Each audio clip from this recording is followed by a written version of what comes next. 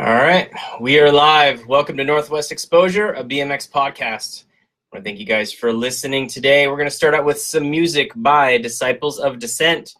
It is the song 99, thrash metal band out of Seattle, Washington, who happens to have the lead singer JG Garonzik, who is our guest on tonight's show. So I hope you guys enjoy this song. Again, it's 99, Disciples of Dissent.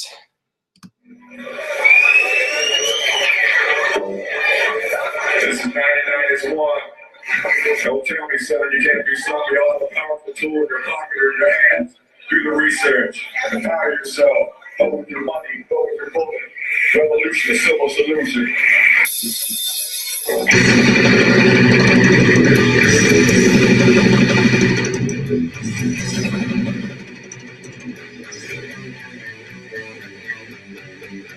What you fucking imagine I do? Bring more cover on. Last six is making tricks. Intimidate. Nursing state. Acting. Remember to slip thread. Till the end. 99. 99. 99. We stand as one. 99. 99. 99. We stand as one. 99. 99. 99. We stand as one. 99. 99. 99, we stand as one. Stand as one. Stand as one. Stand as one.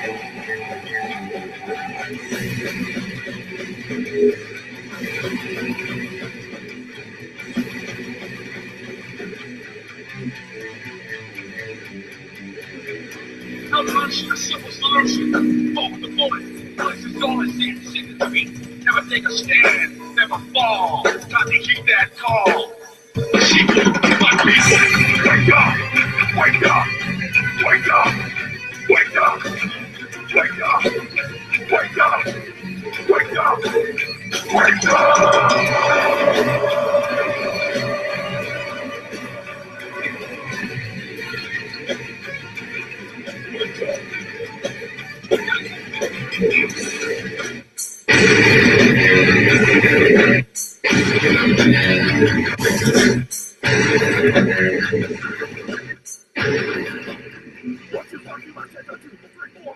All right, man, that's good shit right there. That's from Disciples of Dissent, 99.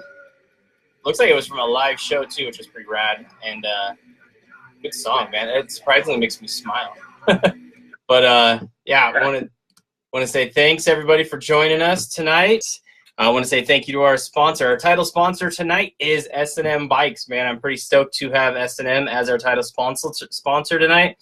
I'll just give you a little rundown on, how it all came about. But I was listening to the podcast with Dale, the Dale Homestead High Low, and he had Chris Moeller on the show. And I was listening to it, and they talked about JG. So I was like, oh, this is a good time. I should get JG on here. JG was already on my list of people to have on the show. And, of course, he was up for it right away, which I was super stoked on. But, yeah, so S&M Bikes, man, what can you not say about S&M? I was stoked. My brother-in-law, Dustin, loaned me, because I'm sure he would never part ways with that Neil Wood jersey back there, his S&M jersey. And, Neil Wood, Chris Moeller, all those guys, Chris especially, he really put a facelift on the sport for all of us, especially in the Northwest. It makes me think back to the awesome days. I swear I feel like the Northwest and like Oregon brought back the slam bar and brought it out of I don't know what, but I remember working at San Am and we sold more slam bars than anything in there. And it was so funny because we'd have 8 and 9-year-old kids I need slam bars because Justin Inman runs slam bars. And, it was just good times. But, yeah, I want to thank S&M Bikes, U.S., American-made. I got to say, too, man, listening to that podcast was rad, listening in on, how he has machines from Elf. He has machines from Free Agent. I mean, it was just so cool to see that he, took all this stuff in and was let's keep all this going. Let's not let this go. There's an era of, manufacturing BMX frames in Southern California, and he kept it all. and it's rad to see and rad to hear the podcast that he did with Dale, and really enjoyed it. So again, thanks to Chris for being the title sponsor of tonight's show, S&M Bikes. Go check them out, of course. And if you haven't heard of them, you are under a rock and you need to get out from underneath it immediately. So anyways, on to our guest tonight, JG Garonzik. The man hails from Seattle, Washington, has ridden for such teams as GT, Hutch, and of course S&M, who he's still sporting to this day. And we're going to talk a lot about S&M for life. Yeah, buddy. Yeah, buddy. So we're going to talk a lot about, you know, his time in music as well, and his bands and everything, as well as coming back and going to be racing Sumner. It's going to be rad to see the bullet head. You know, I just want to point out, like, I'm good friends with Brent and on all the Burien guys. You might have started the bullet head movement, and I don't know if you did or didn't, or maybe it was just right around the same time, but I don't know. You know, I was like, I might need to ask about that one. So we'll get into that in a little bit, but yeah, so JG, welcome to the show. Thanks for coming on, and how you been? What are you up to? All that good stuff. Thanks for having me. I appreciate it. Yeah, just doing a lot of the same stuff I've done for years, you know, playing shows, working, training a little bit, you know, riding a little bit. And, you know, of course, you know, National coming up in my backyard. Had to dust off the S&M 38 special and take some laps. Nice, nice. Well, are you going to bring out the bullet head still? Are you still rocking that big belt? Oh, yeah. All right. Yeah, I got DOT approved, straight black helmet, no visor. You know, Perfect. good to go. Perfect, man. So yeah, so when did you start running that helmet? Because I looked through photos of you and everything, and I noticed that there's some early '90 photos that you were running no visor. Yeah, I've gone back and forth with visor, no visor, kind of early '90s, and then, you know, just straight no visor. You know, shortly after that. You know, just kind of, like I said, you know, went down to the motorcycle shop and got myself a helmet and didn't really see the point in putting a visor on it, and just rolled with it, you know. Nice. Big old bobblehead. Nice. Well, I feel like you might have started the bullet head revolution during the mid-'90s via, you know, Brent and all the Burien boys, Kittner and all those guys. Yeah, so. Just grew up with all those fools. I bet. Well, good. Let's talk a little bit about your band really quick before we move in further into like the past stuff. But Disciples of Descent, how long you guys been together? We put together Disciples of Descent about 6 years ago. Some former band members, my drummer, and a good friend that kind of was a regular mainstay at the Brain Dead shows. We're putting together a project, and they asked me if I wanted to come in and sing, and we kind of restructured a little bit. I came up with a name, the concept of us wearing black Reservoir Dog suits. So we look like insurance salesmen, or, you know, we look like we're trying to push the Book of Mormon on you or something, and we come and, you know, play some thrash metal. So kind of an interesting little juxtaposition there with our outfits on. But you know, Disciples of Descent, I came up with a name because, you know, we're students of questioning everything all the time. You know, kind of my history of punk rock and metal, and just seemed appropriate. Oh, right on. Well, then you mentioned Brain Dead, which is also your other band. And how long have you guys been together with Brain Dead? I joined the Brain Dead kind of when I started transitioning out of Racing A Pro in the mid '90s. Oh, wow. I had moved to Nevada, and then was Racing A Pro, and, you know, it was doing fairly well, and was dating a dancer at the time. So she was working on a Crazy Horse too. So we moved down to Nevada from Seattle.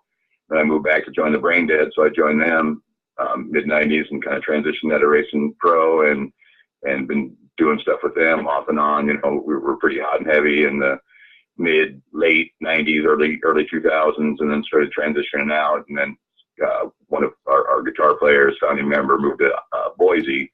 So then shortly thereafter, we started putting together Disciples of Descent, but then do a little bit of Brain Dead here and there when we can, and then mainly focus on Disciples of Descent. Oh, that's rad. That's cool. So any shows coming up you want to promote, either band? Yeah, got some fun shows going on here. We're fortunate enough August 17th to open up for I Hate God up in Everett at Tony V's. Nice. They're a band out of New Orleans, kind of crusty band out of New Orleans. Oh, and nice. then, Nice. Gonna play a big party, big paintball party for an old school BMXer friend of mine, Rory Berger. He's got 20 acres up in Carnation, has an annual party every year, September 8th for his birthday. Wow. That'll be a blast, and he's definitely warm welcome for any BMXer that wants to come up and hang out and watch some music and have some good food and good times and do some paintball. Hell yeah! And then we're gonna do a little mini tour road trip. We're gonna go over to Boise, Idaho, and play September 21st, and then play over in Wenatchee on the 22nd. Wally's House of Booze. Good. Always a good time in Wenatchee. Good. I like you heading over to Boise. I've got some friends over there. I'll have to be like, hey, you guys need to go check these guys out. That'd be cool. Yeah. So it's nice. We like to travel around the Northwest and have a good time. And like we were kind of briefly talking about earlier, just always been a great crossover with a lot of my music and the BMX stuff. I mean, for the Brain Dead, one of our first big West Coast tours, I booked half the shows with my BMX buddies in Albuquerque and Vegas. Oh, there you go. And Rick Richardson's brother Kareem in Vegas, book shows there. Homeboy of mine was doing sound in Albuquerque, New Mexico that raced, and he hooked us up, and so it was cool. We lined it up too. So we played a show in Reno where they had the Reno National going on. So it had Thomas T down there, Mr. T and Joe Mars, and crazy NorCal fools, at the show, tossing people around in the pit. Yep. Speaking of NorCal, guys, I saw, doing some research, Facebook research / stalking. I noticed that you and Brad Stevens are friends, and I was like, holy shit, that's crazy. So small world, obviously, but what's your connection with old NorCal boy Big Tool? Well, Brad and I kind of, briefly knew each other, throughout just kind of, our history of BMX early on. And then in the kind of later 90s, I started, being, just kind of having fun and racing 24 after, I stopped racing pro. I came back just to kind of have fun and race 24. In late 90s, me and my girlfriend at the time took some good, cool road trips, kind of combination vacation, national trips, and ended up hanging out with Big Tool at a couple races, like in Colorado and Utah, and meeting a lot of cool people. And Brad and I just kind of got tight, and he's been cool enough to invite me down to his place in NorCal to go to Raiders games or to crash out and race Roseville or whatever. And so the BMX and Raiders fans and punk rock metalheads, we all kind of just bond together and have a extended family all over the world. Yeah, I saw that you have a big old Raiders logo on your chest there. So are you Oakland Raiders or LA? I became a Raiders fan, oddly enough, when I lived in Miami. I moved to Federal Way from Miami when I was 11, but I grew up in Miami and played Little League football, and we were the Miramar Raiders. So it was, old school Oakland Raiders, but I'm Raiders for life, just like my two shields, the S&M shield and the Raiders shield. I'm for life, man. They don't change their name to the Thunder. I'm good to go. Oh, perfect. Oh, that's good stuff. Well, cool. So, speaking of S&M, you're building up your new 38 special, getting it ready for Sumner Nationals, which is pretty rad. I'll be there. And before we get into that too, I'm excited to go back for that because I went to all the nationals there when I was a kid, and racing that national last time, so 2 years ago, the track literally felt just like it did when I was 17, 18, 19. And, loose corners, little blown up spots. And I was like, dude, this is awesome. And I was so stoked when the kid decided to go back this year. And I just hope my knee is healed up well enough by then.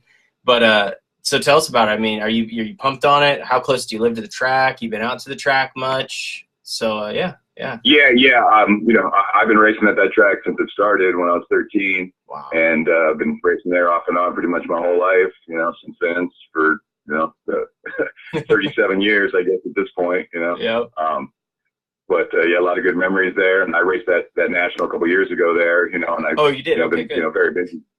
Yeah. Cool.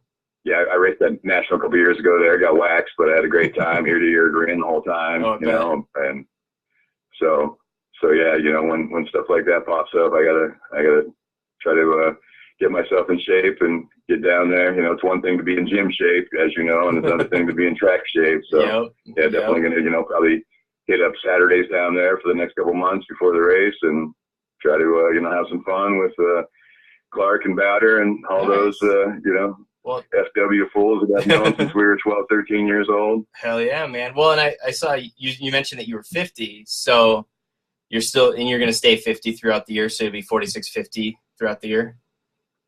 I turn in middle of September. Okay, so you'll just be still 50 for that national then, right? Yeah. Yeah. So yeah. Nice. So you're going to do anything else after that? You're going to go into that 51, 55 and jump in there? Yeah. Good. Yeah, I told myself I'd race for another couple of years. I started when I was 12, so I'll probably, you know, tap out when I'm 52. Oh, so, you know, straight 40, off and on. Oh, man. 40 years. I love it. I love it, man. That's rad. Well, that'll be cool. It'll be good to see you out, you know, out and about again. Because, you know, a little bit of, you know, my knowledge of you was always, you know, this guy with long hair and rode for S&M out of you know, the Seattle area. And, you know, when you were racing in the mid 90s as a pro, I was like 15 and 16. So I was like, I didn't know what to think. I was like, I don't know who this guy is. Yeah. I was like, I'm kind of nervous. He's huge. He's got this big old ponytail. He's wearing, it was so funny. I was just a kid in the dark, didn't know what was going on. But, so it was really cool. Yeah.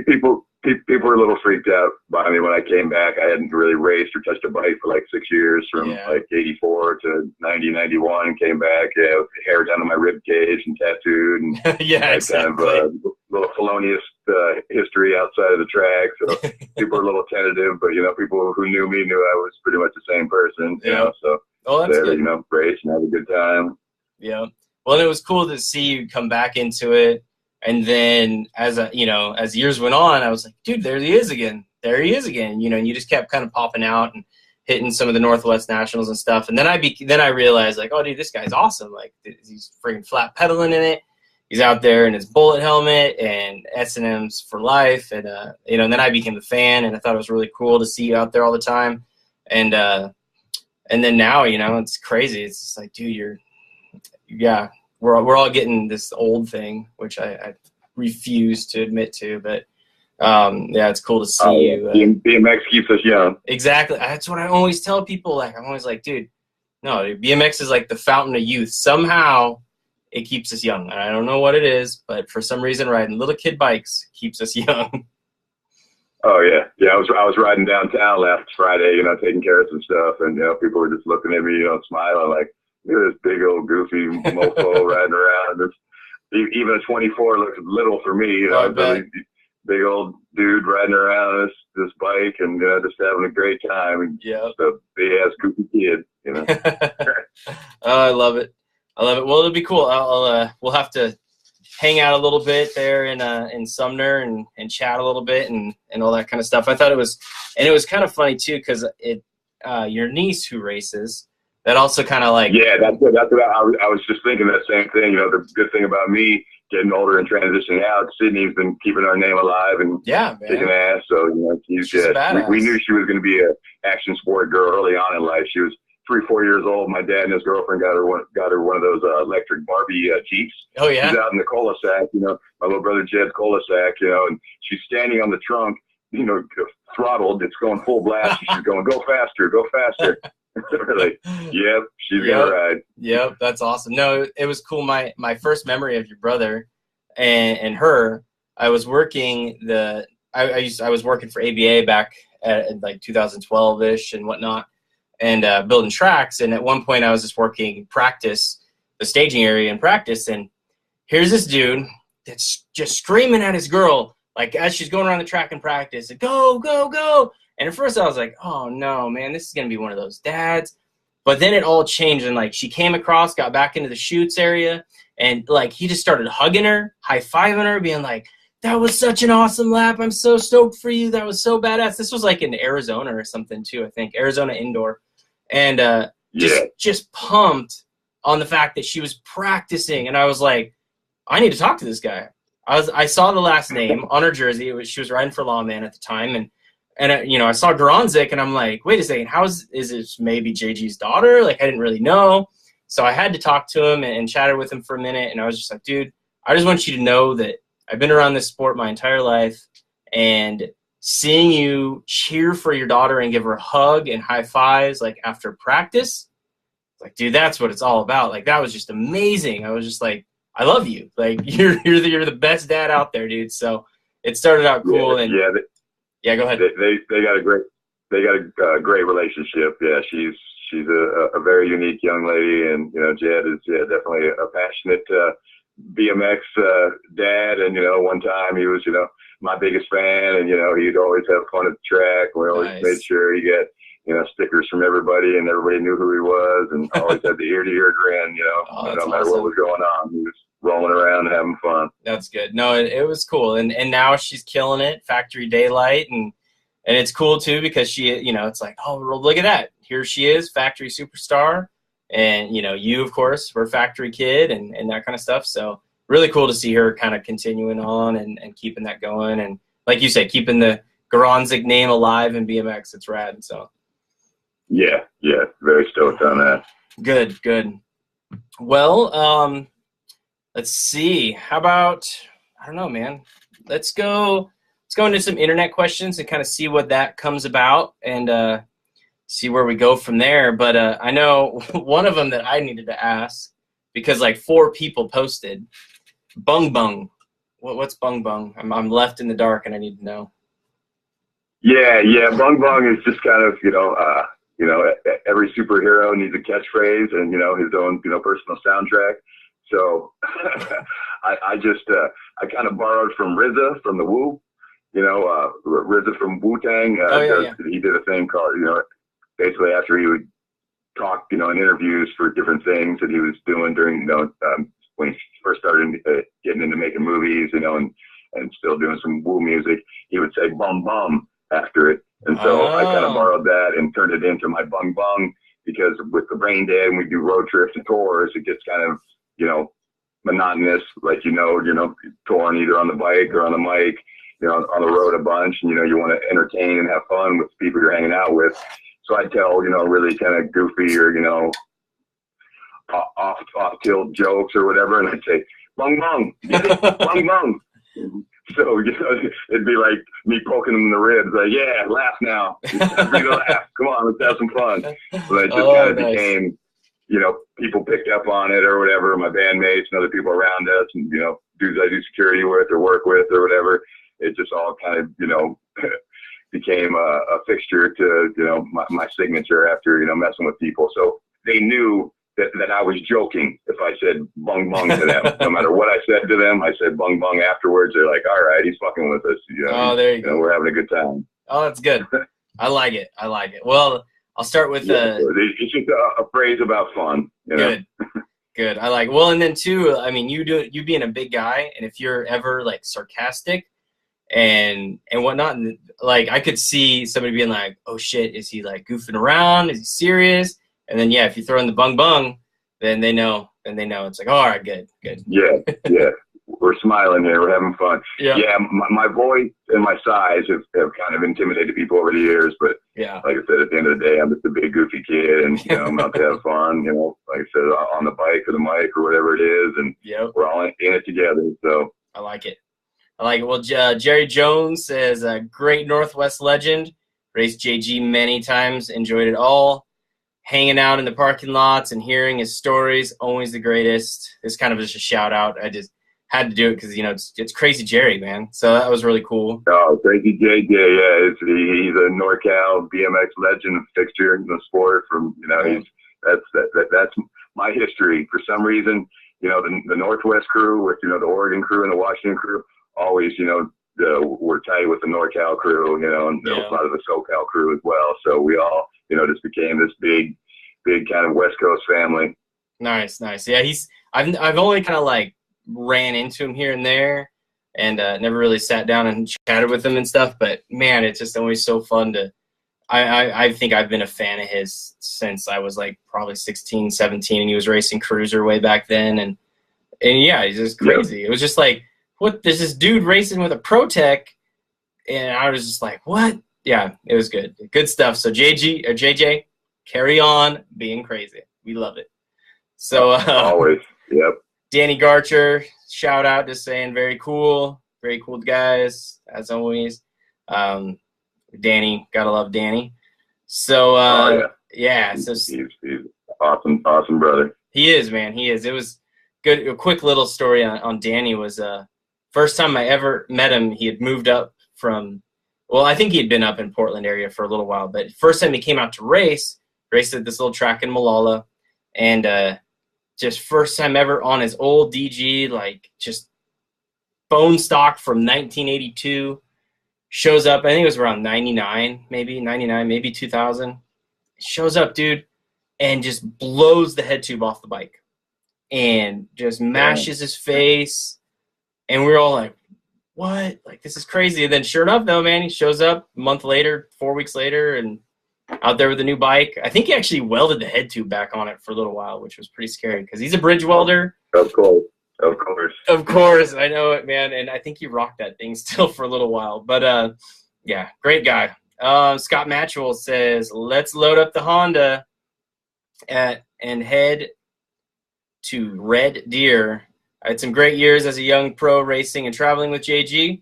I learned a lot from him and value many of his beliefs he shares. Love ya, bung bung. So cool little shout out from Scotty.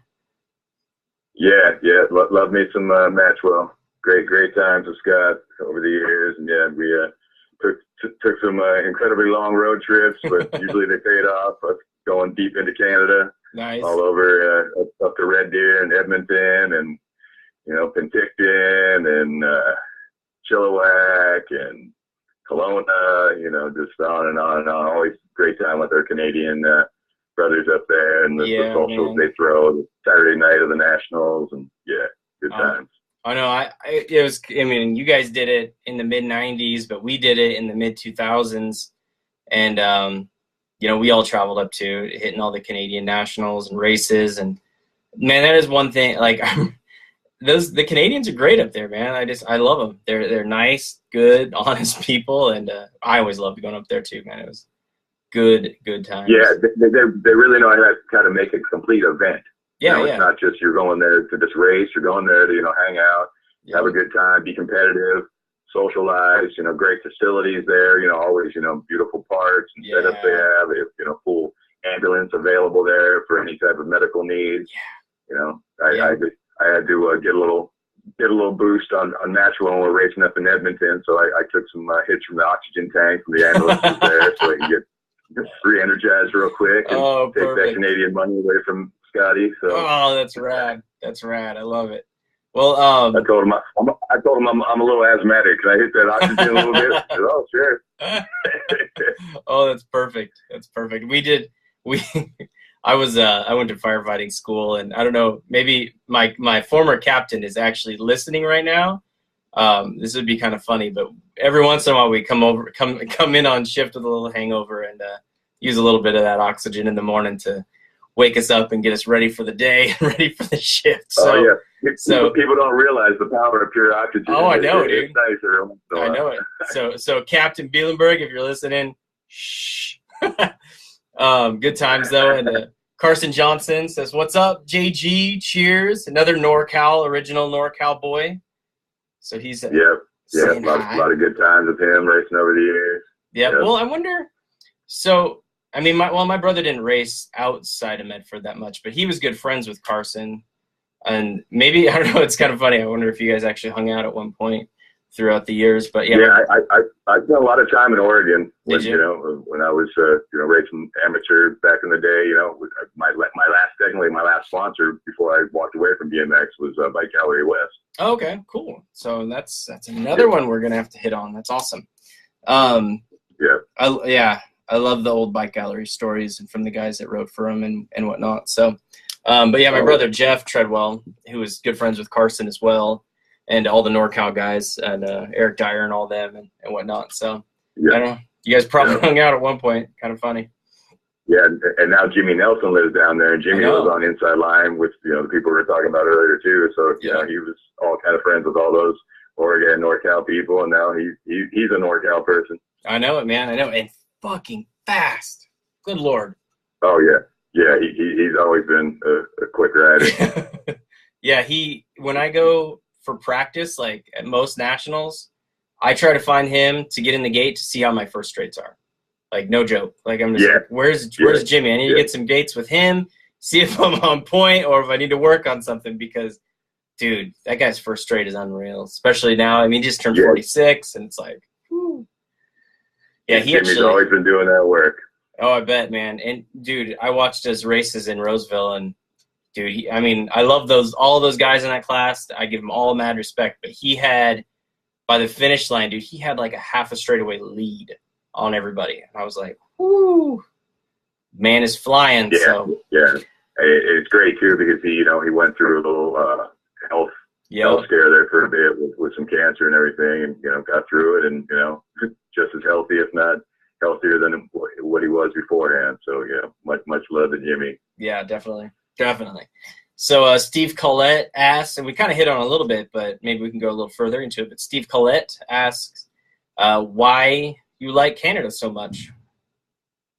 Because we love taking their money. I know it.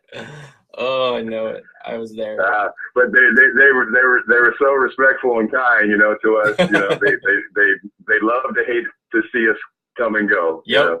We're gonna have fun with you. We're gonna be competitive, but we know you bastards are gonna take our money.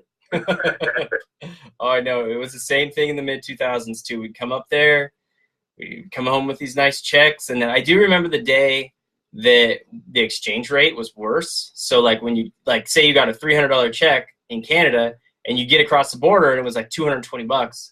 I do remember that day and going, I don't think I'm going to Canada anymore. This sucks. Yeah, we get straight cash, and the exchange rate was good back then. Yeah, exactly. Yeah, because you could get like a $150 check, come across the border, and all of a sudden have $220 and be like, hell yeah. Oh, yeah. Well, like I said, too, they just give us straight cash, so we'd have pockets full of Canadian, colorful money. And then like the Nanaimo race, the woman who used to run the Nanaimo, she'd put us all up, give us, the top-notch breakfast in the morning, just one of the most beautiful women ever be involved in the sport. And then they'd give a bungee jump away to the one of the pros. So we'd do kind of a raffle or whatever. And Maxwell won the bungee jump. So we went out there, and there was a train trestle, probably 15, 20 feet lower than the actual bungee bridge. Yeah. So, we're low cash team, low cash crew. We're like, well, it's just about as far as the bungee jump, we just ain't going back up. We'll just jump off the train trestle into the water. So we're here just cliff diving and jumping off the train trestle while Maxwell was doing the bungee jumping. Oh, that's awesome.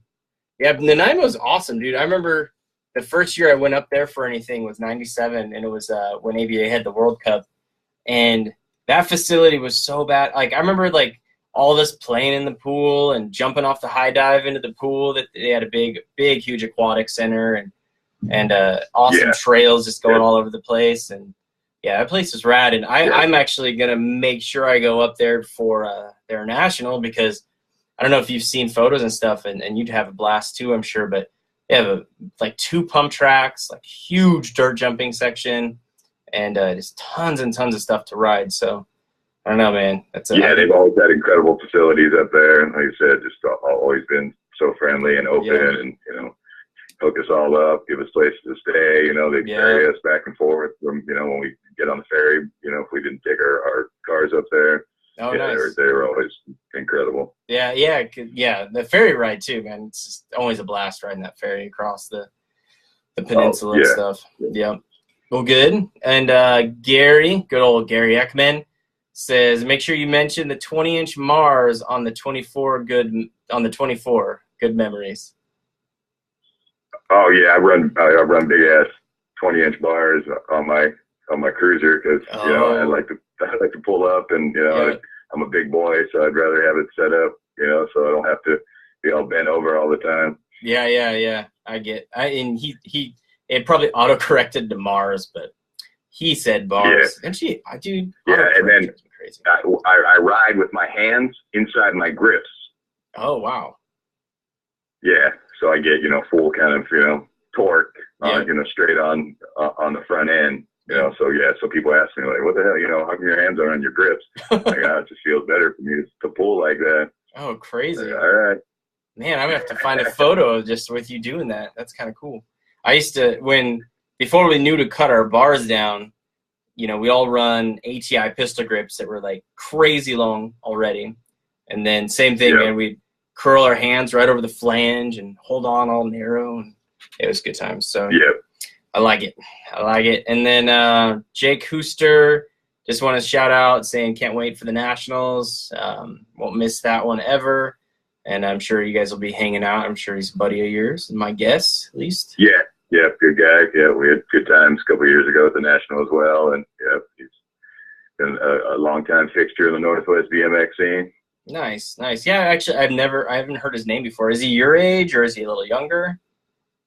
I think a little bit younger, yeah. Okay, gotcha. Yeah, I'll have to find him because I always like to learn more about good old Northwest history. So, Chris Campen writes, "Where's the duck throwing pictures? Mike Albright ? And the spit." So there must be a story to this. Somebody claims to have a video of that. I don't know if you've heard the story about no, I haven't. The duck throwing. Huh? No, I haven't heard it. So enlighten me. Yeah, one of the great Northwest Nationals when I was racing A Pro in the early mid '90s. I had got first and second the first two motos, and 6 or 8 of the A Pros at the time, were busting their bikes and their necks on this, kind of poorly planned and designed water jump that they decided to have like at the uphill end of the track right before the finish line. Yep, I remember that. It wasn't really suitable. I wasn't having much problem with it, but a lot of my other riders were having problems with it, and I had to go to work on Monday, so we went down and tried to talk to Clayton and the boys or whatever, and me and Thomas T and some other fools rolled down there and just talked to them for a little bit. Yeah. And they said, well, you guys are pros, and that's it. Just jump it. You don't like it. Leaky basically. Didn't want to have a conversation about it. We were like, all right. And they said, well, if you don't leave the announcing stand now, you're getting disqualified. I said, well, I got a first and second. I'm doing well. I'm training hard. I'm gonna make some money here today. So all right, I'm leaving. I'll see you. So I got up for my third moto, and they said, no, you're disqualified. Oh. I said, on what? They said, you're disqualified. I said, no, that's not how this works. He said, if I didn't leave, I'd be disqualified. I left, so I'm not disqualified. He said, yeah, you can't race this race. You're disqualified. I said, well, I paid for 3 laps. I'm taking my third lap. So I proceeded to take about 5 minutes to take my third lap and just kind of zigzagged around the track and said, they won't let me race. They won't let me race. They won't let me race. And so, man. Of course, my old school family were like, let him race, let him race, let him race. And so then, I decided to, kind of make my way up to the top of the water jump and kind of did a lift and iced tea backsplash in there and took the duck and threw it up in the air and pulled my pants down and slapped my butt and said, yep, that's what I got for you. There's my third lap. Oh, good night. Dude, that's awesome. I am so glad I got to hear that. Oh my gosh. So what year was that then? That was like 92. Okay, so I don't think I was up there that year. Of course, I think I'd remember an amazing appearance like that. That's awesome. Love it. And then they sent me a letter saying I was disqualified from the ABA for 6 months after that. Oh man, gotta love those letters. So I shaved my head. I shaved my head and started training even harder so I could come back and be that much more of an irritant to them. And started really traveling and going to nationals in Georgia, Midwest, all over the West Coast and Canada, and making my mains and doing well in A Pro and getting on TV and magazines. And they didn't like JG nearly as much in his 20s as they did when he was in his teens. So they found ways of kind of trying to throw it back at me. I'd pass somebody at the finish line by half a bike length in the semi, and they qualify that other person that I passed. Ooh. In Las Vegas. I had like 9 points. Yeah. After 3 motos, and they didn't put me in the quarter. Oh, so everybody that was racing A Pro that day came down and said, yeah, either put JG in the semi or we're not racing. Oh, so nice. I won the semi. They argued for a while. Well, you can't go in the semi. I wasn't in the quarter. They said, yeah, because you can't do math. You had 9 points. You didn't put them in. You know, we had 11, 12, 13 points or wherever we were in. How the hell does that make sense? Yeah. So they put me in the semi. I won the semi, made some money there in Vegas that day, and just, different kind of trials and tribulations of me dealing with the ABA and then not really liking me, and I really had no beef against them. I always liked them, and, had a, great time in the sport and everything, but, it became kind of a situation to me that it just continued to kind of rob the fun out of it. So that's when I started kind of making the transition out of racing pro and going back into music. Oh, gotcha. Yeah, it's funny you mentioned that, because I know I've had my fair shares of little screaming matches with some of the boys at the ABA, and that, maybe it's just a Northwest thing. I don't know, man. I've been there. I've been on the end of not knowing some points and whatnot, and them saying that our computer system was messed up and we didn't know, and if you didn't know, we couldn't put you in. And yeah, I've been there. So I feel it can be a little frustrating. Yeah. And then on top of it, I've been speaking out for legalization basically since I was in high school, and so everything I've ever done with music, I've spoken out for legalization. And so I had material from my first band, the Jack of Hearts, that I started after I stopped racing initially in my teens, that I did up until the Bring did. And I gave a bunch of people that I raced with when I came back racing that material, the cassette tapes back in the day, and records or whatever. And so it had this consistent message of the positive aspects behind decriminalization of hemp marijuana, So, but to them, they equated it to me trying to push dope on people, telling people to smoke dope. And that was never the case. Yeah. Regardless of what I use or do, I believe in individual freedom of choice, especially when it's going to benefit our country, instead of wasting, millions of dollars, billions of dollars on trying to eradicate a plant that grows from the earth that's beneficial to, the people on the planet. Well, yeah. I've definitely gone down that path. Like I don't smoke or anything, but there's an insane amount of benefits from hemp, and looking back in history on why it became illegal, and the fact that the powers that be, the people that were making all the money, were like, no, we can't have this stuff here because it's going to put us out of business, and we're the ones putting the money into the Senate and this and that, and it's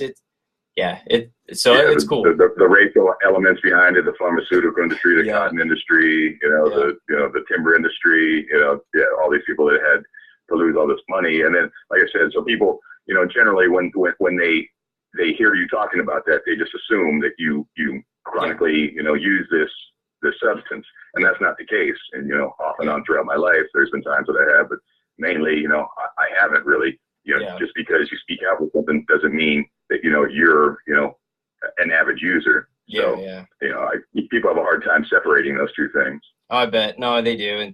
And I mean, mid 90s, that was like the era of clean cut A pros and AA pros riding for clean cut factories that, promoted good health and good wealth and this and that. And that was definitely that was the poster child of ABA. So I'm sure you coming in there with your ponytail and your tattoos and already, and riding for S&M, who was obviously, Chris doing his thing and pushing the buttons the way that he did, and buttons that needed to be pushed. It was, I'm sure there was a lot of tension. I don't think you could truly ride for S&M unless you've had a minimum 6-month suspension from ABA at that point. I bet. I've never gotten a suspension. I almost feel like I should have gotten a suspension a few times, and I never did. I feel like I've been left out. Maybe I need to do something to get myself suspended for a little bit. Yeah, after the duck fiasco, I asked Mr. Ellis, Gary's dad. Said, so what's up? They said I was disqualified, that if I didn't leave the tower, and they didn't let me race my third moto. Said, oh, I don't know. That's not what they told me, but yeah, they're gonna do something else. He said, just between me and you, I just disqualify you for the race. I wouldn't go any further than that. I said, well, I appreciate that, Mr. Ellis. Thank you. Yeah. Yeah. I never gotten to meet Mr. Ellis himself. I always kind of wish I had. It was, Yeah, he's a great man. Yeah. So real quick, Damon Johnson ask him about all the crazy stuff we all did in the ravine by his house. Oh yeah, well, see that's the old school trail days. You know, long before trail riding became popular and was kind of a crossover thing that you could actually do. For us, when Damon, Steve, Steve Clark, John Spillers, Darren Dennis, these are all kids that I started hanging out with when I moved from Miami when I was 11, and they had already been racing for a while. Yeah. And so, we all, rode together, and eventually, Steve, Darren and them took me down to the track, my 45-pound power light with, mild steel power light with Ashford cranks on it, and, to sign up for 12 beginner. But the ravine, yeah, we just basically, fortunate being in the Northwest, we have these trails, these trail areas in between track housing, a bunch of, reservoirs and whatnot. And so, people walk their dogs and do trail walking, and we'd end up kind of just building stuff on top of those trails and build these, we get this, kind of crazy downhill starting from the street, jump into it, and then have a section of jumps, we basically do like different kind of, test jumping to see how high you could jump or see how far you could jump. We get the neighborhood kids to line up, 12, 15, 20 bikes or whatever, and we bomb down there, 25 miles an hour and just full Evel Knievel and just, sky chief it and see who could win the contest for the day. So yeah, that was kind of our backyard training facility. Oh, that's awesome. And those kind of places were the best. We had there was a place in Portland. It was 57th and Ramona, and it was literally in a neighborhood like where a house was. The house got torn out, and somebody at some point basically built like a little mini single person, single track. And dude, we rode that thing all the time when we were like 10 and 11 and 12, even I think in 93. And I wish, basically what I'm getting to is like, I wish there were still places like that, because now it's like, it's great that the cities are involved and some of these dirt parks are happening. A lot of skate parks are happening, but it's like, yeah, I know that there's this missing piece of 10, 12, 13, 14-year-old kids digging in the dirt for 8 hours in the day to ride the dirt jumps for 3 hours at night, and it's like, it's just a missing piece that I feel like I wish we could get back. But, unfortunately with everybody and being so happy and property and this and that, I'm sure we'll never really see places like that again for kids. But it was definitely a cool thing. And yeah, they were definitely prominent all over the Northwest, being we get all that beautiful, wonderful rain, and that dirt is nice and prime and gets smooth. Open space too. Yeah, it was kind of just a given. Basically, different friends we'd race with. Back in the day, we'd spend the night, different weekends traveling, around the Northwest and hang out with different friends we're racing with. And somewhere, if not like on their own property, somewhere close to their house, there was like a little mini track that we'd all go bomb and ride. And nice. We'd all take pride in our little mini tracks and build them up in different ways and try to, make them kind of, sketchy, scary hell tracks or something. Yeah. It's like, all right, I got this wire. This is my track. So you try to ride it. Yeah, exactly. No, that's good stuff.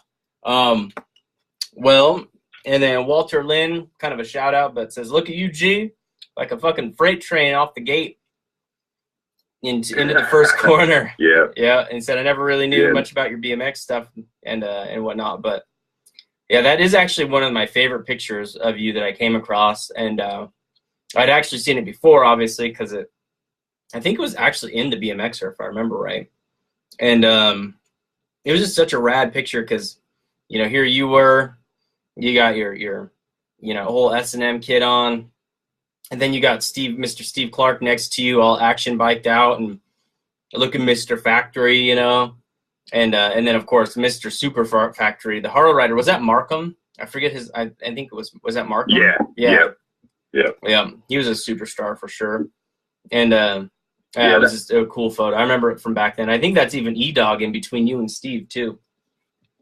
Yeah. That was a funny weekend because they had the national like in Puyallup that year, and I hadn't been racing much or whatever, but I always try to race the nationals. Yeah. And I raced that Saturday and then went downtown in Pioneer Square in Seattle and played a show that night with my band. Oh, that's awesome. And so on my Facebook page, there's a picture of me like wearing thermals, and I have my knees up on my head, and I'm got like a 2.5 foot vert, and that's the show we played after I raced the nationals that afternoon. Oh, that's rad. It was a cool weekend. That is cool. That was a fun national too. I remember that national quite well. That was a fun one. Yeah, they pop up at Monroe, in River Valley and Puyallup, whatever, down there. You guys in Oregon, I'd go down to Redmond and different spots, and I'd race that indoor in Malala as well. Oh, did you?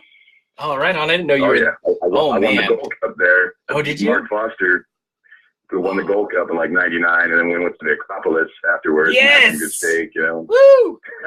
Oh my God. I love it, dude. I did not know you were there. Archibald, Mark Foster, me and Pam, went and had some filet mignon at the Acropolis yes. after the Gold Cup in Malala.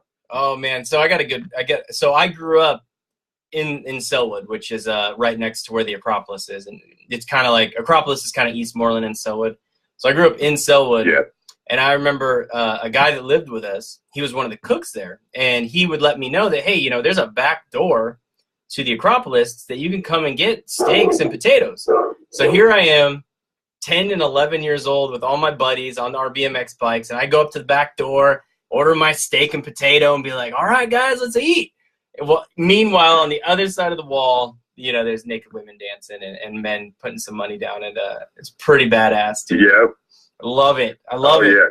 It's a great steakhouse. It just happens to have adult entertainment attached to it. 32 beers on tap. I mean, a good cut of meat for a very, very good value. Yeah. I think it was like $5 or $6 for like a nice sirloin and a baked potato, and it was like, hell yeah, for a 10 and 11-year-old, I'm in. Yeah. All my buddies would split it. No, it was good times. That's awesome that you guys went there because, like I grew up in the neighborhood. And I remember the first time I actually went to the Acropolis, when I was allowed to go to the Acropolis, it was such a weird experience because I was like, I'm in the other side of the room and I still want a steak, but there's all this stuff going on in front of me. And a little sensory overload. Yeah, exactly. Well, that's rad that you guys went down there. And man, I wish I had I was only 19 at the time, so I guess I couldn't have come with you. But we had a lot of fun racing those old Malala indoors. We were being bad and partying in the woods in Malala during that time. Oh yeah. So like the Poliskas are really good friends of mine growing up as well too, because we used to bomb down to Riverside on Wednesday nights when I was like 13, 14 years old, 13, 14, 15. Oh wow. Point chasing and stuff. We'd rotate. Different parents would take the load of kids to the different events throughout the week, and we'd race Riverside on Wednesday night. I'd be junior high, like 7th, 8th, 9th grade or whatever. Just get picked up, early and bomb down there. A buddy of mine's uncle would drive us down there doing 85, 90 the whole way. Get to Portland from Tacoma in like hour and a half or something, and basically probably get there for the second moto, qualify, win the main, and drive back home. And then we go down there like on the weekends, race like Gladstone, Hillsborough, Riverside, 3 times on Saturday. Just, chalking up those points. Oh yeah. Oh, I know, man. The days when you had to actually travel for district points, which was those days were fun.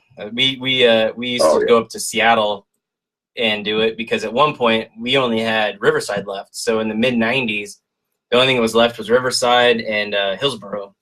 And so we would then we did the opposite. We would go for the weekend or a weeknight and cruise all the way up there, hit 6 or 7 tracks, and then head back home and get all these points. And all the locals would be like, how are you getting more points than us? God damn it.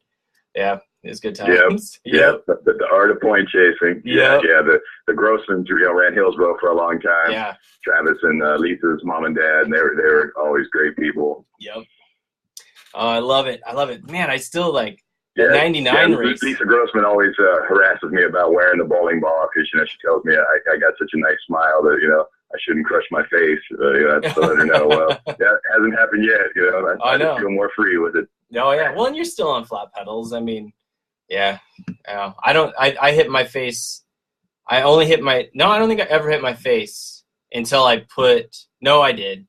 But that was because my front wheel came off while I was jumping the doubles at Riverside and didn't know my front wheel was loose. And but that's a different story. So I've done that a couple times, get in a hurry and realize you pick your front wheel off to get it in the rig, and then you put it on real quick and jump on the track and realize, oh shit, I didn't tighten this down. Yep. I know it, man. I know it. So, but real quick, back to that 99 Malala race. So that's really cool. Like, so you guys were there, and I was racing 1927X at the time, and I think I remember that race pretty well. We ran a Pro-Am that night, raced against Daryl and Seacrest, and that was a lot. That was a lot of fun. DY was a good friend of mine for a long time. Yeah. He actually he talked about you a bit in his podcast that he did with me, and we had some good. He had some good stories, and of course, great things to say about you and everything. And I thought that was cool. But yeah, Malala Indoor, man, that was like, those were some good days. That's for sure. Bunch of kids. Yeah, it was a nice spot down there. I always enjoyed myself down there. Yep, a bunch of kids running out in the woods in their golf carts and their little 4-wheel drives, getting all havocked out, and love it. Yeah, I love it. Well, man, that's so cool. And the fact that you went to Acropolis that night. Oh, that's awesome. I love it. Oh yeah, had to be done. Yeah. Let's see. Somebody asked me a question a few seconds ago. Okay, that was the 98 Northwest National in Puyallup, my first race. Okay, that was just Rio Gustin saying something about his race there in Puyallup. But I did want to ask one thing on the live show. I noticed that a lot of your photos had the numbers 333 on there. Any significance to the 333? Yeah, basically the reason I came back and started racing in my early 20s was a good friend of mine at the time, Andrew Wood from Mother Love Bone, OD'd. Yeah. And I don't remember this. Yeah, that would eventually become Pearl Jam because of his demise. And so he turned me on to 333 in his band before Mother Love Bone was malfunctioning. His stage persona was Landry the Love Child 333, the power to be free, because that's the time that metal was coming out with 666, and all the evil, kind of hateful stuff. And he was just, the kind of happy-go-lucky, Kiss Maniac, Kiss Army, and Queen, and all that, and T-Rex. So he was about, the love, and turned me on to all different kinds of great music, and just a, beautiful, unique man. So to honor him, and I was doing a lot of, nasty, dark stuff after I got off racing BMX from 17 to my early 20s, and I thought a good way for me to get back in shape and get my shit straight would be jump on my bike and test myself physically to kind of balance it out with my mental state of mind as well. So honor him. I ran 333 the whole time. As much as it once again disgruntles the ABA because they want to mess with me and not put me in things because they're not running your right number. It's like, man, come on, my number that I've earned is less than this number, so I don't think it should be an issue that I just run 333. So it's just a positive thing that I've always tried to keep going, and I have a personal little mini Buddha that travels with me for the last 27, 28 years, and I rub its belly 3 times, kiss it 3 times, kiss it 3 times, kiss it 333, and it's like I said, traveled around the world with me and it's kept me safe and had a good time. Almost broke my shoulder in Redmond, knocked myself out, got a concussion, and I had the Buddha with me, and I was kind of out of it, leaving. Yeah. And the hotel mailed it back to me, and it actually got broken in his shoulder area where I had taken a divot out of my tattoo. That second straightaway where those 2 big doubles where I hit the small jump before and kind of clipped it with my pedal and just got ejected with my head and shoulder into the front side of the second set of doubles, and straight knocked myself out. Oh, man. Hyperextended my left knee and rolled my left ankle, so left side of my body was buckled below my hips and the right side of my body was buckled above. So it was one of those interesting races. But 333 is for Andrew Wood, and just to be a positive person and try to spread that positive aspect into the BMX world and my music as well. That's awesome. Well, I got to say, it's almost I was a big grunge kid because it got really popular in the mid '90s so that was my mid-teens, and I got into Mother Love Bone, of course, and Pearl Jam and all them, and I almost got to say it's like an honor to know somebody that knew him, Yeah, well, it's just funny that the Seattle music scene back then really was small as hell. Seattle, like when I traveled racing bikes early on, I'd say I lived in Seattle or Federal Air, or people had no idea. Basically, if you were north of San Francisco, people had no idea. Well, Portland had no music scene. Portland was horrible. So, yeah. but yeah, I mean, you know, the music scene was so small that everybody just kind of knew each other and hung out with each other, and you know, our worlds just crossed over so much, and everyone was, you know, so supportive of each other before it, you know, blew up nationally. Yeah. So, like I said, I was just fortunate that BMX friends of mine that were older were in bands that would eventually mentor me to get in bands and open these doors, introduce me to these people, take me to these great shows. That's and so, awesome. you know, Kevin Wells and John Spillers, who rode for Pistol Pete Montcaravich's dad's company, you know, in the early 80s, you know, he was one of my music mentors and, you know, BMX awesome. mentors. So, like I said, always kind of hung out with the older kids and, you know, got turned on to great music and great opportunities and experience through it. That's really cool. Yeah. Technically, I got offered to audition for Pearl Jam. Did you really? Oh my gosh, that's awesome. That's awesome. Yeah, we were sitting in Pioneer Square, and a friend of mine's boyfriend had filmed a Star Dog Champion video, and you know, we're sitting there, Stone. It was me, Stone, Piper, Stephanie, or whatever, and I was in between the Jack of Hearts and the Brain Dead. I said, oh, you know, I got to take off here in a little bit and go audition for a band. You know, Stone's like, well, why don't you audition for us? And I said, well, you guys are too damn good, man. I'm not that good, man. Oh, that's crazy. Well, I wish you should have at least. That would have been an experience to have had forever, man. That's awesome. But even still, just asking, that's awesome. That's so cool. Yeah, they were really hot and heavy for a friend of mine, Tyler, who sang for Green Apple Quick Step. All right. He sang for Inspector Love and the Ragney Babies, and then Walter Lynn. That's how I met those guys when I moved from Seattle to Tacoma, and we were, you know, deep in the Tacoma the music scene in the early '90s, and that's shortly thereafter. That's when I got back into racing. Inspector Love became Green Apple, and they wanted Tyler to sing for that, and then Eddie came in, and I saw that first show that Eddie sang for what was Mookie Blaylock at the time at the Off Ramp. Oh, nice. That's so cool. Yeah. And then my high school band, the Jack of Hearts, opened for Alice in Chains for the singles casting party at the Off Ramp as well. And then eventually I'd run security at the Off Ramp. Oh, that's so awesome, dude. That's so cool. Like, oh man, I'm like fan struck a little bit right now. I'm not even gonna lie, because I mean, grunge was so, like, growing up, my family was always into popular music or just good music and whatnot. So growing up, my brothers were your age, and my sister and stuff were your age. So growing up, I always had that influence of music. And I remember grunge was that first music, and you know, Alice in Chains was probably still is one of my favorite bands, but it was like that first music that I found that I was like, oh my gosh, like I love this stuff, like this is so good.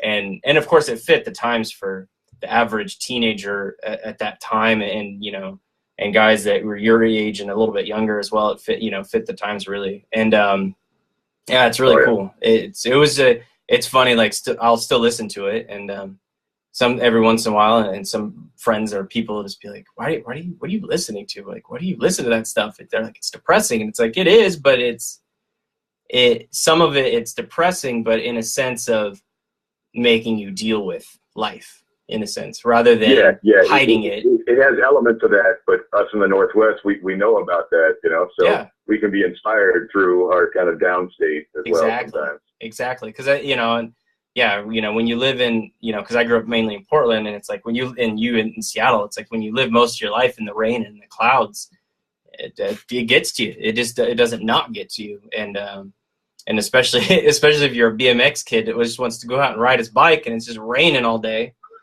And you know, but no, that's so cool, man. I could listen. Yeah, well, and it comes to that point that, hey, get down, boy. It's my pit bull's trying to look out the window here. Yeah, but it gets to the point where, you know, we become kind of impervious to the rain, where we put on the music and we go out and ride in the rain and ride straight in the mud puddles and stuff. Yeah. Because you're like, all right, well, I'm going to ride regardless. And so, I'm getting wet. I might as well be fully wet. Oh, yeah. I still love it today. Like, even to this day, when we get like a rain national and everybody's pissing and moaning, I'm just like, fuck yes, dude. I love it. Like, it just brings back my childhood. Because, you know, you as well, like, we raced in the mud all the time. Like, that's all year long. There was times back in the day that outdoor tracks didn't close. There wasn't a season. Yeah, exactly. It was from January 1st till December 15th or whatever. They take that little 2 weeks at the end of the year. Back at it. Yep, I know it, and I love it, man. It's still, and it's funny because so many people don't know how to race in the mud, and I don't know if there's a mud race that I've lost actually at a national, and it's so much fun to see. You just love the feel, the drift, the everything about it. You're just like, no, this is perfect, and it's as real as real gets. yeah, I know it. I love it, man. So good stuff. Let's see. Got a few more people chimed in. Thank you for doing these podcasts and getting guys like JG and Steve Clark on it. It's awesome. That's Rio saying that. So of course, Rio, you're welcome. And Much love, Rio. Yeah, buddy. And I'll just kind of hit on that a little bit. And for some of you listeners and stuff, the biggest reason I started listening to podcasts. I told JG this a few minutes ago on the phone, but I started listening to podcasts because I was doing landscaping, and usually you're working by yourself, or you got earmuffs on anyways because you don't want to listen to the machine. So I started listening to podcasts, came across, of course, all of them out there, and listening to Dale Holmes's Rail the Berm, or sorry, High Low, and then Rail the Berm, and a couple of these other ones. And it's like, dude, they're interviewing all the California guys, some of the East Coast guys, and and I was just like, man, there's a rich, beautiful history of Northwest BMXers and some amazing talents that have come out of the Northwest.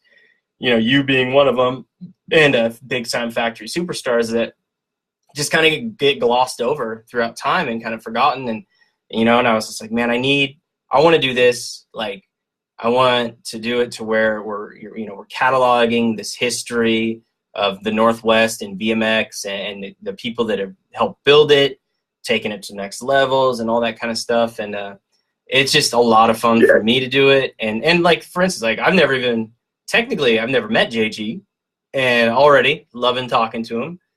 But opportunities like this where I like get to meet people and that kind of thing and hear all these great stories and stuff. So Rio, everybody else that's listening, I love doing it. I'll spill the beans on the live show right now, but Rich Hausman, I don't know if he's still listening, but he chimed in a little bit ago. But I got Rich Hausman is going to be the next guest on the show. So here in a week or two. Rich. Yeah, Rocket Rich, man. I just threw it out there. I was just like, screw it, man.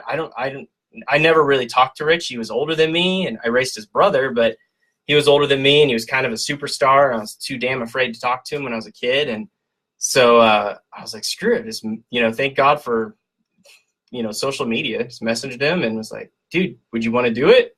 He's like, hell yeah. So, those of you that are listening. Yeah, it's incredible, Rich and Gary and the stacked amount of talent at the bike shop before all those guys became factory trick stars. Yeah. Jimmy Nelson wrote the inside line. Yeah.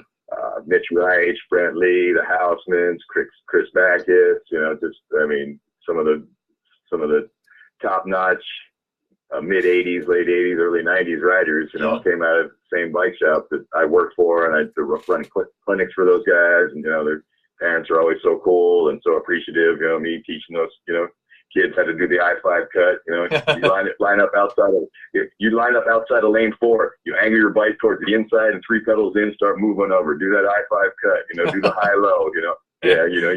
Don't be afraid to bump them. So you're saying I teach them some good raw aspects of the sport early on, and they definitely were all very receptive to it. Nice. Utilize that, in their other training and maximize their experience. So you're saying the high-low, the pronounced high-low king, Brent Lee, started learning high-lows from JG?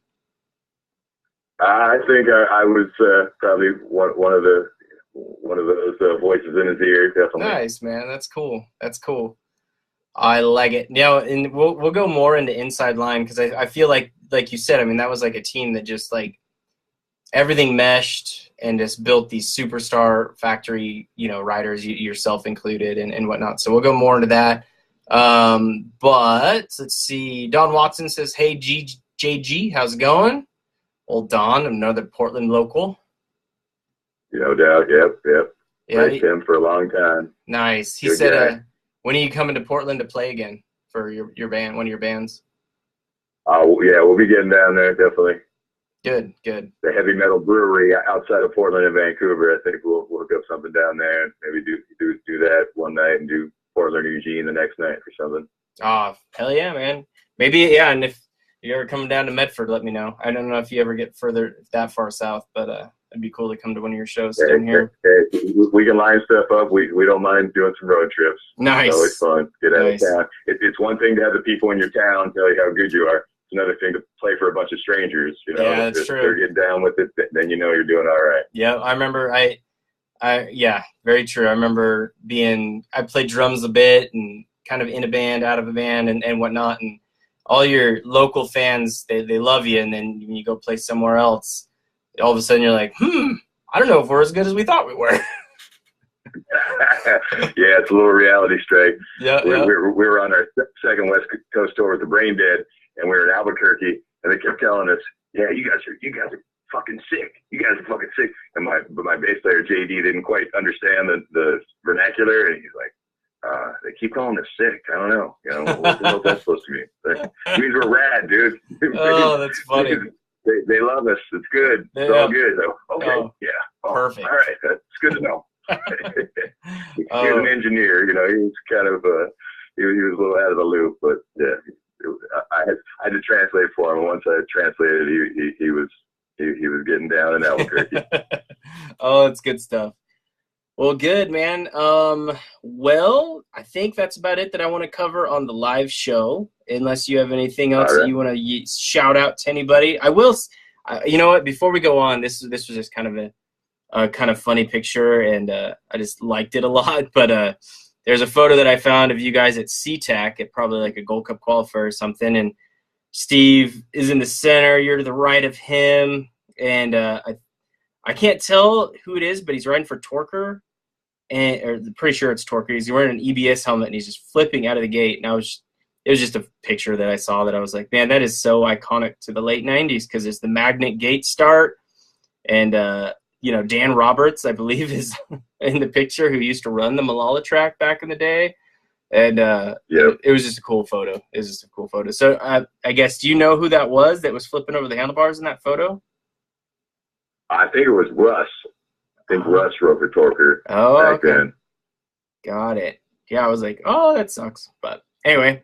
Yeah, and it's been just kind of cool over the years, different people coming in and out of our class. So we all kind of grew up racing, and then people, you know, some people like Dave or Steve or, you know, have consistently stayed with it, but a lot of us have gone off and done other things and then jumped back in and, you know, in and out over the years. So you get you know, a big diversified cast of characters racing the older amateur classes, cruiser classes. Yeah. And shout out to everybody, you know, much love to all my BMX friends and family, and good, you know, for Steve and Damon and Darren and John and those guys to, you know, drag me down to Swan Creek and sign me up for 12 Beginner to, you know, get my lifelong commitment to the sport. It's, you know, it's brought me a lot in my life and taught me a lot in my life. Good, man. Definitely. And I, you know, appreciate you having me on. Good. Well, I want to thank all the people that listened in for the live show. Again, want to thank our title sponsor tonight, S&M Bicycle, American Bicycle Company. Much love to Chris Muller and S&M for life. S&M, buddy, I love it. I actually don't have any S&M parts on my bike anymore. It's been, I might be in trouble now. But well, man, yeah, I know it, man. I know it. And thanks to my brother-in-law for loaning me the S&M paraphernalia, even the beer cozy, which I appreciate. Drinking myself a nice little Rogue beer, and hope everybody enjoyed the live show. We're going to continue on and kind of start out from day one for JG and kind of hit stuff a little deeper. And I hope you guys tune in for the live show, for the long show, when I get that posted up here in a few days on iTunes podcast, SoundCloud, Tumblr, all those good old places where you can get your podcasts from. And again, thanks everybody for tuning in and listening, and we will see you next time. Oh, and again, next guest, Rocket Rich Hausman, coming straight out of, I believe he's down in SoCal these days, but Northwest legend, him and his brother. So you heard it here. Next guest will be Rich Hausman. And again, thanks everybody. Thank you, S&M, Chris Moeller. You know, the only massive American-made company, them and Standard, that's left as far as steel goes, and keeping steel real. And thank you guys, and we'll see you guys next time. Later. Later. Right.